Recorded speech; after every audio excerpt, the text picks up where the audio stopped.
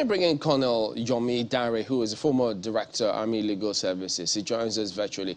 Good morning, and thank you for joining us on the program today. Well, can you hear me, Colonel? Yeah, good morning, Chamberlain. All right. And Ayo. Right. Coyote. Thank you very much for... Yeah, thank you. Thank you. My colleague Bukola is also here as well. I'm Akwa in Abuja. But, you know, I don't know if you heard the part where Honorable Malcolm spoke about how they find identity cards belonging to military personnel on the site of some of these attacks, which they say raises a lot more questions about complicity. And this hits at the heart of perception, trust, complicity on the part of the army. So how do you expect that kind of matter to be handled by the authorities?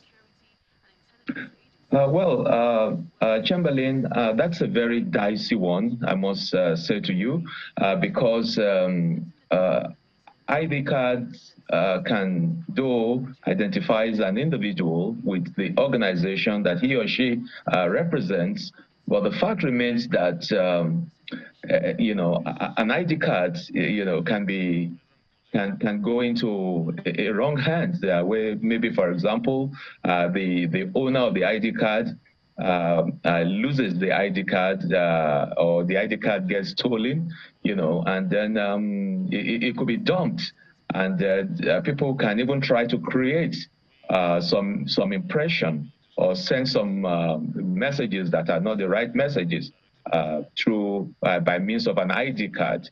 So for me, picking up an ID card, you know, on the scene of crime, well, it's something that do cause for concern, because I'll urge, you know, the authorities to investigate that and find out. Let's see who owns that ID card. Is the person, you know, a serving personnel? If the person is a serving personnel, then the person reports that his ID card or her ID card was missing. And what are the records? Because there are procedures, especially when it comes to loss of, you know, ID card, because these are things that, you know, that is hold, you know, dearly, and there are policies guiding, you know, loss of ID card and then how to get a new ID card issued. Yes, so just addressing the issue of an ID card being picked at the scene of an incident, yes. Colonel Yomi, Honorable Mwad Kwon also referenced an experience where an army general or soldier, as the case may be, openly stated his mission to defending religion rather than do a job for which he was deployed to do. And we can't pretend that such reports haven't you know, come out from the army, if not in recent times, but also historically. If you've been in the army, what's your experience? Is there any form of indoctrination or positioning or disposition to suggest that soldiers have religious leanings besides the primary duty of defending the territorial integrity of the country? Well, I would like to say here that a religion, you know, it's supposed to be or meant to be an individual's belief, personal belief, and the military that I know, there's no doubt that sometimes you find some people you know, displaying extremism, you know, but ideally and by the training that is being given in the military, you know, you are not supposed to be an extremist. You know, people are allowed to practice their religion, but even at that, just like the gentleman said, the gentleman, the House of Rep member there said that, you know, in every organization, whether you like it or not, there will be some bad eggs. And it's rather unfortunate that the person, the general that was being quoted, you know, had to say such a thing.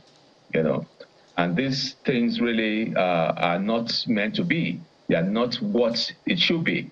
So I want to advise that such elements, definitely should be, sent out of the military. And Colonel, these kind of matters, because when we say that the public is not aware of any disciplinary measure that has been carried out on such an individual, sometimes they'll say, well, it's a military thing, so it has to be dealt with internally. But the information was out in the public. This affects public confidence and perception of the army. Hence why the public should know when some of these things happen, or else if they don't know, there's a vacuum. And if there's a vacuum, they'll fill it with the last information they know. And that usually won't turn out well. And it will end up leading to them not giving or volunteering information or cooperating with the army. And if other people come in, they fill that gap. So it's a cycle that they need to address moving forward. But let me bring up this other matter. Yesterday, we spoke to some members of the House of Reps, as well as former generals, brigade generals in the army. And they were speaking about how this directive, one of them, the Honorable particularly, said, we've had several directives from the president. And so this fresh directive of them giving the army marching orders may just amount to nothing. So give us some historical background. How does it work in the army? How is it that the commander-in-chief announces to the country time and again that is giving the army the marching orders, and we literally don't see boots on the ground to action those decisions of the president? Well, I listened to that marching order, Chamberlain, and yes, even in the past, I mean, truth must be told, I've had such a directive being issued. But I think the situation in which we find ourselves now, it has become a common knowledge that all is not well. All is not well. And nobody, just like the Senate president, I heard him say yesterday, that there's no hiding place. I mean, you had a recent attack on a very senior police officer to the extent that his orderly was killed. And I think he escaped with some injuries too, So what I'm saying here is that there's no hiding place. There's nobody that is safe. And we had terrorists. They had the effrontery to threaten that they were going to kidnap our president. I mean, for crying out loud, that is a joke taken too far. Could you share this? Could you tell us, Colonel, what is the procedure when the commander-in-chief gives the army the orders? Is that supposed to be what, a signal, some sort of communication with which is transmitted to relevant authorities or different cadres and they run with it? How does it work such that when that order comes, they cannot but act on it? Well, at this time around, you see, everything boils down to leadership. And in fairness to Mr. President is not going to come, to the various arms of the military to come and start, effective. Colonel Yomi. Wow. But we'll get that connection back. So, that speaks to what several people have told us time and again. When we get out there on the streets, they keep asking those questions. They say, look, if I'm a chief executive in an office and I give certain directive, they know how that should turn out. So, Colonel, good to have you back. So could you go ahead and speak to that particular matter, the directive, how should it work? How does it work? Well, in the military, definitely, first and foremost, that was an open, direct order. Not only the military had it, but it's in the public domain. So it behoves on the hierarchy of the military, right from the chief of defense staff, from the defense headquarters to the various headquarters like the Army, the Air Force, and the Navy. And of course, at that meeting, Mr. President spoke directly, to these various, to these service chiefs, including all of them, including the Defense Intelligence, and the NSA, all of them, So I'm sure that given the profile of the present leadership, and especially the Chief of Defense Staff, I am sure that the gentleman is not given, to trivialities. As I'm sure he's going to match it up with action. So I'm sure in a few days now, we'll be seeing some things really happening. It's just unfortunate that it has gotten to this stage. And what we are seeing is that we are just being reactive, because we've said it a good number of times that what we need is to be proactive.